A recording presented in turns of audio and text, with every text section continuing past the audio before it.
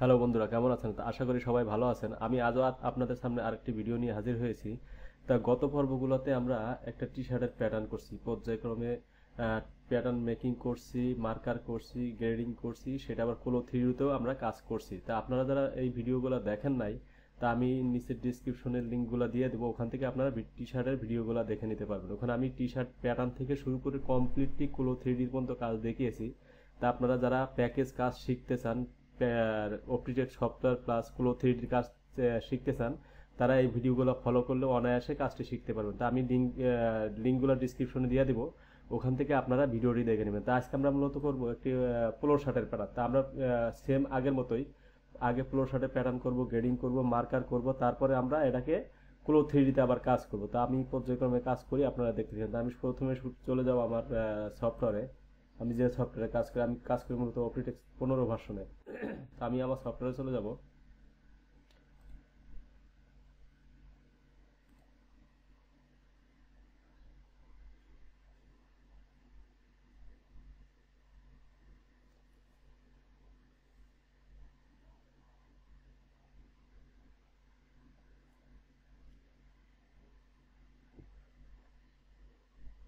আমি এখান থেকে আগে চেক করে নেব যে আমার স্পেকটা সিএম বেজ নাকি ইঞ্চি বেজ। আমার স্পেকটা আছে সিএম বেজে, এখানে যে লেন্থে 71 সিএম আছে।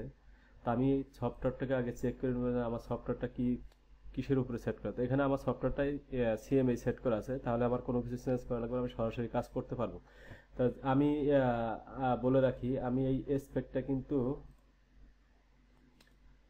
এই স্পেকটা আমি পিন করে রাখছি দ্রুত কাজ করার জন্য। তা আপনারা যারা কাজ করবেন স্পেক একটা পিন দিয়ে নিলে কাজ করতে সুবিধা হবে। আর আপনারা প্র্যাকটিসের ক্ষেত্রে ভিডিওতে দেখে দেখেও আপনারা করতে পারেন, কোনো সমস্যা নাই। আর যদি কারো স্পেকগুলো লাগে কমেন্টসে জানাবেন, আমি স্পেকগুলো দিয়ে দেবো। তা প্রথমে তো আমি একটা রেক্টেঙ্গেল নেব। রেক্টেঙ্গেল কিভাবে নিতে হবে? রেক্টেঙ্গেল নিতে হবে লেন্থ আর উইথের মাপে। তা যেহেতু আমি অপটিটেক্সে প্যাটার্ন করব হাফে, চেস্টের অর্ধেকে প্যাটার্ন করব, কারণ অপটিটেক্সের একটা সুবিধা আছে, আমি যদি হাফে প্যাটার্ন করি তাহলে আর এক হাফ আমার অটোমেটিক কারেকশন হয়ে যায়, ওই হাফ আর কাজ করা লাগে না। তা আমি হাফ নেব কত? আমার অপটিটেক্স লেন্থে আছে 71 আর চেস্টে আছে 52। তো আমি লেন্থ দিব 71, এই যে এই লেন্থের ঘরে দিবেন 71 আর এখানে দিবেন 26, তাহলে আমার মেজারমেন্টটা অ্যাডজাস্ট হয়ে যাবে। তা আপনারা এই রেক্টেঙ্গেল দিবেন, যে মাউসের রাইট বাটন ক্লিক করবেন, ক্লিক করে এখানে যে নিউ পেজ আছে, নিউ পেজ থেকে রেক্টেঙ্গেল ক্লিক করলে আপনার এখান থেকে এই যে চলে আসবে। এখান থেকে আপনি মেজারমেন্ট বসাই দেবেন, এখানে লেন্থ বসাবেন, এখানে উইথ বসাইলে আপনার রেক্টেঙ্গেলটা চলে আসবে। তো আমি এখান থেকে কাজ শুরু করব। তো সবার আগে দেখবো যে আমার শোল্ডারের মেজারমেন্টটা আছে সেম টু সেম। তা শোল্ডারের মেজারমেন্টটা যেহেতু সেম টু সেম, তা আমি সবার আগে শোল্ডারের পয়েন্টটা বসাবো। তা আমার এখানে আছে 44, 44 অর্ধেক আবার হবে 22। এটা যেহেতু আমার গ্রেডিং পয়েন্ট হবে, আমি এখান থেকে গ্রেডিং পয়েন্টে টিক চিহ্ন দিয়ে নিব। তো সেম ভাবে আমি নেকের উইথের পয়েন্টটা বসিয়ে দেবো। তার নেক উইথ আছে আমার 18 সিএম, সরি নেক আছে, হ্যাঁ 18 সিএম আছে। তো আমি এখান থেকে 18 সিএম এর অর্ধেক 9 সিএম বসিয়ে দেবো। আমি এখন নেব ফরন নেক ড্রপ। তা ফরন নেক ড্রপ আছে 9 সিএম, আমি এখান থেকে 9 সিএম বসিয়ে দেবো। আমি নেক ড্রপ দিয়ে দেবো 2 সিএম। আর এখান থেকে আমি একটা আইডিয়া করে এখন আর্মলের স্টেটের মেজারমেন্ট একটা পয়েন্ট ধরে নেব। পরবর্তীতে আমি এটাকে অ্যাডজাস্ট করবো। কিভাবে অ্যাডজাস্ট করি আপনারা দেখতে থাকেন, পরে দেখলে বুঝতে পারবেন। তা আমি এই পয়েন্টের উপরে ক্লিক করে মাউসের ডিলিট বাটন থেকে প্রেস করলে আমার এই পয়েন্টটা ডিলিট হয়ে যাবে।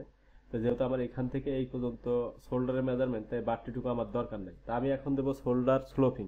তা শোল্ডার স্লোপিং দেওয়ার জন্য আমি কিবোর্ড থেকে কিউ চাপবো। কিউ চাপলে আমার এই যে মাল্টিমুভ পয়েন্টটা সিলেক্ট হবে, তাই এটা থেকে আমি এভাবে টান দেবো। মাউসের লেফট সাইড বাটন ক্লিক করে এটা টান দিব। টান দিলে আমার এই দুইটা পয়েন্ট যখন সিলেক্ট হবে, যে কোনো একটা পয়েন্টের উপরে আমি ডাবল ক্লিক করবো। ডাবল ক্লিক করলে এটা এই ডায়ালগ বক্সটা ওপেন হবে। তো ওপেন হওয়ার পরে এখানে আমি মাইনাস দেবো, যেহেতু আমার এটা স্লোপিং দেওয়ার জন্য এটা এদিকে আসবে। তো আমি এখানে মাইনাস 5 সিএম দেবো। তো মেন্সের ক্ষেত্রে 5 সিএমই হয়, 5 সিএম হচ্ছে স্ট্যান্ডার্ড মেজারমেন্ট। আমি 5 সিএম দিয়ে দেবো। তো এখন দেখেন আমি এখান থেকে শোল্ডার স্লোপ দেওয়ার পরে এখন কিন্তু আমি অনায়াসে আমার আর্মলের যে স্টেট মেজারমেন্ট এটা আমি অ্যাডজাস্ট করতে পারি। আমার আর্মলের স্টেট মেজারমেন্ট এই পয়েন্ট থেকে এই পয়েন্ট, এইটা হচ্ছে স্টেট মেজারমেন্ট। আমার এখানে স্টেট মেজারমেন্ট উল্লেখ করছে। তো স্টেট মেজারমেন্ট চাইছে কত? এখানে স্টেট মেজারমেন্ট চাইছে আপনার 23 সিএম। তো এখানে আছে আপনার 21.3। তা আমি এখান থেকে কত দেবো? এখান থেকে 9 দিলে এটা অ্যাডজাস্ট হয়ে যাবে। হ্যাঁ 23.17 0.17 এর আহামরি কোনো সমস্যা না, এটা 1 মিলি বাড়তি। তা আমি সেম ভাবে এই পয়েন্টটাও ডিলিট করে দেবো, কিবোর্ড থেকে ডিলিট বাটন প্রেস করব। এখন এই যে দেখেন আমি যে কার্ভের যে টুলটা সিলেক্ট করছি, এটা কিভাবে, এটা আমি এখন শর্টকাটে কাজ করতে, সেটা হচ্ছে কিবোর্ডের এম প্রেস করলেই আপনার এই টুলটাই চলে আসবে। তো এখান থেকে আমি এটা টান দেবো, টান দেওয়ার পরে এখানে কিবোর্ডের ইন্টারে ক্লিক করব। ইন্টারে সিলেক্ট থাকা অবস্থায় আমি আরেকটা ক্লিক করব, ক্লিক করার পরে এখানে দেখেন এই যে কার্ভের যে অপশন আছে, এখানে কার্ভের ঘরে টিক চিহ্ন দিয়ে দিলে আমার এই পয়েন্টটা কার্ভ হয়ে যাবে। আমি কার্ভটা আরেকটু সুন্দর করে দেব, পরে আমি এটা অ্যাডজাস্ট করব, আমরা এটাকে অ্যাডজাস্ট করব। তো এখন আমার যেহেতু আর্মেল স্টেট কমপ্লিট, তা আমি এখান থেকে নেব আমার অ্যাক্রস ফ্রন্টের মেজারমেন্টের পজিশন। তো অ্যাক্রস ফ্রন্টের মেজারমেন্টের পজিশন দেখাইছে আমার 15 সিএম। তা আমি 15 সিএম কিভাবে নিব,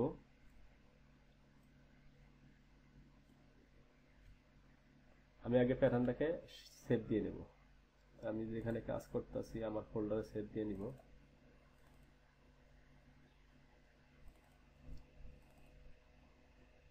যেহেতু 15 কাজ করতেছি, 15 ভিতরেই সেভ দেবো।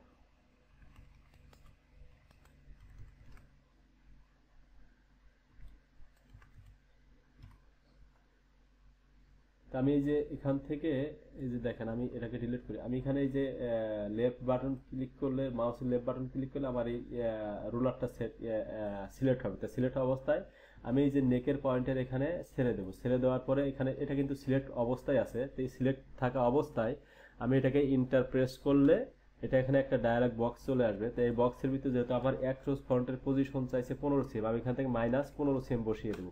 15 সিএম বসিয়ে দিলে আমার এই লাইনটা হলো অ্যাক্রস ফ্রন্ট এর পজিশন। তা আমি এখান থেকে একটা ড্রাফট লাইন টেনে নেব। ড্রাফট লাইন কোথেকে টানবো, এই যে দেখেন পেন্সিলের মতো যে ড্রাফট লাইন আইকনটা আছে, এখানে ক্লিক করলে আমি এখান থেকে এটা নিয়ে নেব।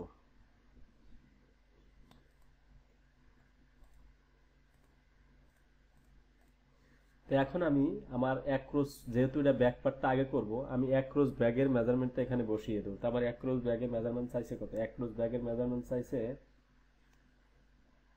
41।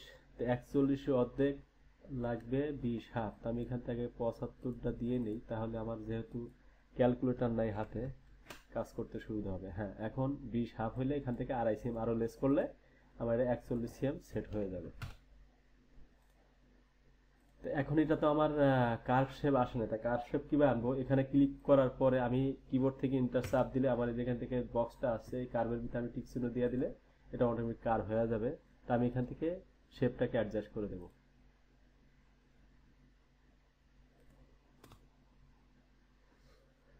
আপনারা কাজ করতে যদি কোনো অসুবিধা মনে করেন কিংবা কোথাও আটকে যান, তাহলে অবশ্যই কমেন্টস করবেন, আমি সমাধান করে দেবো ইনশাল্লাহ।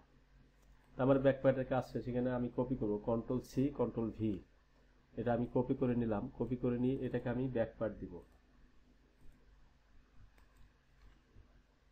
এটাকে রাখবো ফরম পার্ট।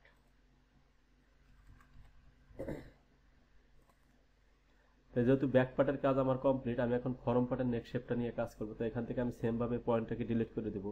ডিলিট করে দিয়ে আমি কার্ভ টুল নিব, কার্ভ টুল নিয়ে আমি এটাকে কাট করে দিব। আমি এই পয়েন্ট শেপগুলোকে স্মুথ ভাবে চেক করার জন্য আমি প্যাটার্নটাকে হাফ করে নিব।